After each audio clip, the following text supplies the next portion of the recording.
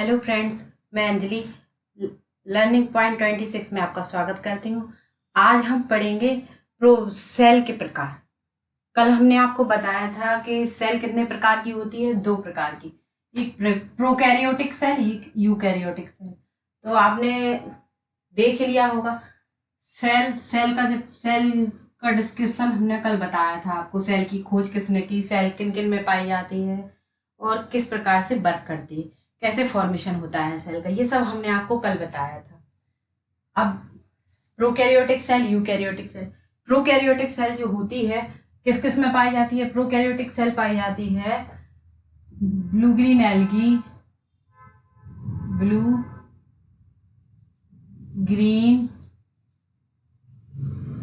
Algae, जीवाणु,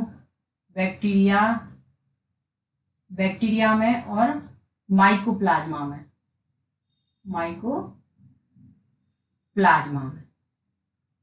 कौन सी cell पाई जाती है? प्रोकैरियोटिक सेल, जिसे हम प्रिमिटिव सेल या अविकसित या कम विकसित सेल कहते हैं। और यूकैरियोटिक सेल किन में पाई जाती है? पौधों में यानी प्लांट में और एनिमल में। कोई भी प्लांट हो, कोई सा भी एनिमल हो, यूकैरियोटिक सेल उसमें पाई जाती है। और कभी भी किसी भी व्यक्ति में या किसी जंतु में या किसी पौधों में दोनों प्रकार की सेल नहीं पाई जाती है। प्रोकैरियोटिक यूकैरियोटिक साथ में नहीं होती है। अब प्रोकैरियोटिक सेल को हमने आपको डायग्राम के जरिए समझाएंगे। प्रोकैरियोटिक सेल का ये डायग्राम है। इसमें क्या होता है? इसमें 3 लेयर से बना होता है, कवर्ड होता है पूरा। फर्स्ट लेयर, पहली लेयर जो दिख रही है आपको, ये इसे क्या कहते हैं? ग्लाइकोकैलिसिस कहते हैं। ये इसे ग्लाइकोकैलिसिस कहते हैं। ये स्लाइम परत भी कहलाती है। और इसके बाद सेकंड परत जो पाई जाती है, ये वाली, इसको क्या कहते हैं? कोशिका भित्ति, जो डबल लेयर्ड होती है, ये वाली। और इसके बाद एक लेयर और पाई जाती है, ये वाली। इसे क्या कहते हैं? जीवद्रव्य झिल्ली। अब ये प्रोकैरियोटिक सेल होती है, तो इसमें क्या होता है? केंद्रक भी तो विकसित केंद्रक तो पाया नहीं जाता, हमने आपको बताया है। तो क्या होगा? डीएनए पाया जाता है। डीएनए सर्कुलर फॉर्म में पाया जाता है, ये है, और ऐसा ही पड़ा रहता है। राइबोसोम पाए जाते हैं, ये है राइबोसोम। और जीवद्रव्य इसमें भरा हुआ रहता है, यह है मीजोसोम। मीजोसोम क्या है? जैसे कि आपने देखा जंतु कोशिका में और पादप कोशिका में पाया जाता है माइटोकॉन्ड्रिया, जो श्वसन का कार्य करता है। इसमें श्वसन होता है, इसे पावर हाउस भी कहा जाता है। इसी प्रकार प्रोकैरियोटिक सेल में तो श्वसन के लिए माइटोकॉन्ड्रिया तो पाया नहीं जाता, तो माइटोकॉन्ड्रिया की जगह क्या होता है? मीजोसोम पाया जाता है। और इसमें सेक्सुअल ऑर्गन, जैसे ये पिलाई है, जो दूसरी प्रोकैरियोटिक सेल को दूसरी सेल से चिपकने में इस तरह से सहायता करती है, जिससे ये चिपक जाते हैं, तो सेक्सुअल ऑर्गन कहा जाता है, जिससे इनमें रिप्रोडक्शन की प्रोसेस होती है। इसे जो डीएनए फॉर्म में पाया जाता है, इसे गुणसूत्र कहा जाता है। प्लाज्मिड, ये क्या है? ये प्लाज्मिड है। राइबोसोम, फ्लैजिला, इसके सहायता से वो मूव करते हैं एक तरीके से। और इसमें फ्लैजिला लाइक स्ट्रक्चर पाया जाता है, जिसे फिम्बरी कहते हैं। क्या कहते हैं? Fimbriae.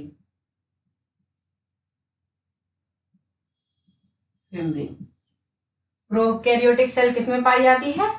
Blue green algae, bacteria में और माइक्रोप्लाज्मा को सबसे छोटी कोशिका होती है। अब ये जो प्रोकैरियोटिक सेल है, अगर इसमें ये क्या बता रहे थे, ये प्रोकैरियोटिक सेल जो है, कभी कभी कुछ सेलों में ये जो लेयर पाई जाती है, इसे कैप्सूल भी कहा जाता है। इसका फॉर्मेशन अलग हो जाता है, तो इसे कैप्सूल कहा जाता है, वरना इसे ग्लाइकोलिसिस परत ही कहा जाता है। अब आ जाएंगे हम यूकैरियोटिक सेल पे। यूकैरियोटिक सेल क्या है? हमने बताया आपको, पौधों में और जंतुओं में पाई जाती हैं। अब पौधों जंतुओं में तो पाई जाती हैं, इसमें बहुत सारे ऑर्गन भी पाए जाते हैं। ऑर्गन होते हैं पौधों में, जंतुओं में अलग तरीके से होती हैं और पादप में अलग तरीके से होती हैं। अब जो जंतुओं में होती हैं, उनमें क्या होता है? ये पूरे में एक लेयर से कवर रहती है जंतु कोशिका, लेयर से कवर रहती है। इस लेयर को क्या कहते हैं? कोशिका कला कहा जाता है। इस पूरी लेयर को जो आप देख रहे हैं जंतुओं में कोई मोटी परत नहीं पाई जाती है, ना ये डबल लेयर्ड होती है, केवल सिंगल लेयर्ड होती है। इसे कोशिका कला कहा जाता है। जो कोशिका कला होती है, कोशिका कला में क्या होता है? कोशिका कला के अंदर ये जीव द्रव भरा हुआ है, जो आप देख रहे हैं जीव द्रव भरा हुआ है। अगर ये जीव द्रव में क्या होता है? जीव द्रव में ये केंद्रक भी शामिल है और कोशिका द्रव। अगर ये केंद्रक का हिस्सा आपको बंद कर दिया जाए और बाकी लिक्विड की बात की जाए तो क्या होगा? इसे केवल साइटोप्लाज्म या कोशिका द्रव कहा जाएगा। लेकिन अब पूरे को क्या कहते हैं? जीव द्रव कहा जाता है। इसमें गोल्जी बॉडी भी होते हैं। देखो गोल्जी बॉडी, राइबोसोम जो होते हैं केंद्रक है। केंद्रक के अंदर ये देखो गुणसूत्र पाए जाते हैं। गुणसूत्र है डीएनए के फॉर्म में। जो कंडेंस्ड डीएनए होता है जिसे क्या कहते हैं? न्यूक्लियस यानी न्यूक्लियोलस केंद्र का कहा जाता है। जो कंडेंस्ड डीएनए पाया जाता है इसे न्यूक्लियोलस कहा जाता है, जो इसमें भी होता है। और ये गुणसूत्र न्यूक्लियस जो है, न्यूक्लियस के 3-4 इसमें पूर्व बीच से ये देख रहे हैं जो आप कटा हुआ है, इसे क्या कहते हैं? केंद्रक छिद्र कहा जाता है। केंद्रक छिद्र इसमें भी पाए जाते हैं। देखिए केंद्रक छिद्र इसमें भी पाए जाते हैं। और इसके अंदर जो लिक्विड भरा रहता है उसे न्यूक्लियोप्लाज्म कहते हैं। इसके अंदर भी लिक्विड होता है, इसे भी न्यूक्लियोप्लाज्म कहते हैं।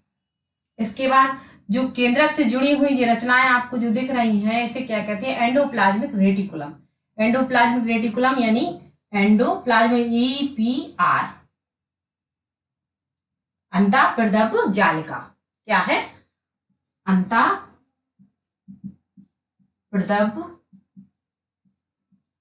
जालिका। अभी हम जितने भी ये ऑर्गन आपको बता रहे हैं सबको डिटेल में समझाएंगे आगे, जिससे कि आपको अच्छे से समझ में आ जाए और आगे आपके एग्जाम में यही सब काम में आए।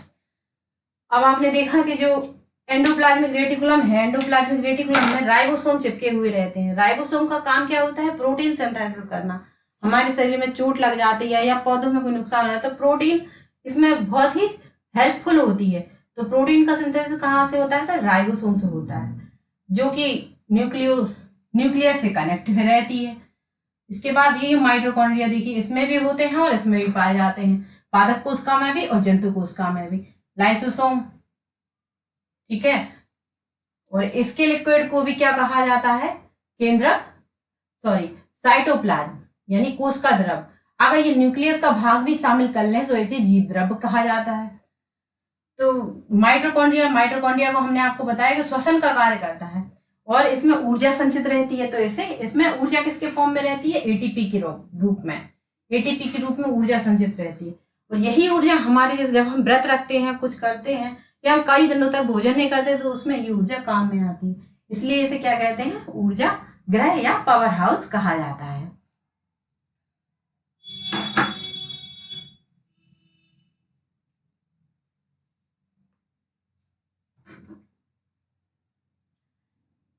माइटोकॉन्ड्रिया का हमने आपको वर्क बता दिया क्या करता है। अब आ जाइए गोल्जी बॉडी। गोल्जी बॉडी जो होती है इसमें से हार्मोन सीक्रेट होते हैं जो हमारी शरीर की क्रियाओं में सहायता करते हैं।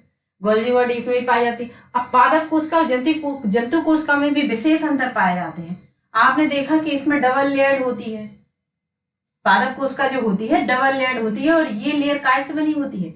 ये पौधों में सेलुलोज से बनी होती है, क्योंकि जंतु कोशिका जो होती है सेलुलोज का पाचन नहीं कर पाती। तो इसमें जिस सेलुलोज की नहीं, ये काइटिन की बनी होती है और ये सेलुलोज की बनी होती है। और पादप कोशिका में आपने देखा क्लोरोप्लास्ट पाया जाता है, क्योंकि पादपों का मुख्य लक्षण क्या है? ये अपना भोजन स्वयं बनाते हैं।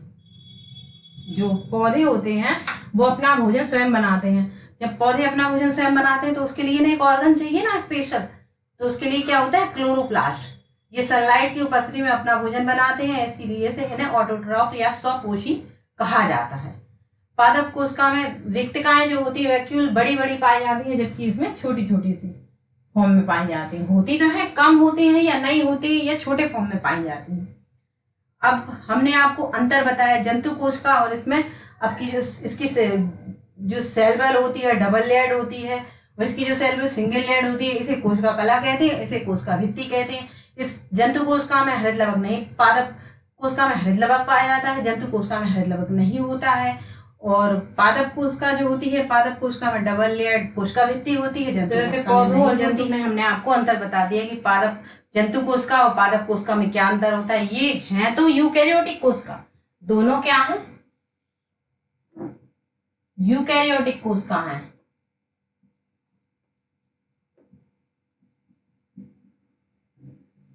सेल, और ये प्रोकैरियोटिक सेल है। तो आपने इसमें अंतर देखा, आपने भली भांति इसको पहचान लिया। अब आप चाह देखोगी तो इनका आराम से अंतर कर पाओगे। मैंने दोनों कोशिकाओं को अलग अलग करके दिखाया आपको, प्लांट में कैसे होती। कोई भी प्लांट या कोई भी एनिमल बिना कोशिका का नहीं होता है। अगर वो बिना कोशिका का है तो वो जीवित थोड़ी ना है, वो निर्जीव में आता है। उसमें सेल नहीं है तो वो जीवित नहीं है। अगर सेल है तो अगर वो जीवित है तो उसमें प्रोकैरियोटिक या यूकैरियोटिक सेल होनी चाहिए। प्रोकैरियोटिक सेल है तो वो कम डेवलप्ड है, और अगर यूकैरियोटिक सेल है तो वो फुल्ली डेवलप्ड होती है, चाहे वो पौधा हो चाहे वह जंतु हो। आपने इसमें अंतर देखे, आपने अच्छे से समझ लिया। अच्छा, तो हम फिर कल मिलते हैं आपको। सत श्री अकाल।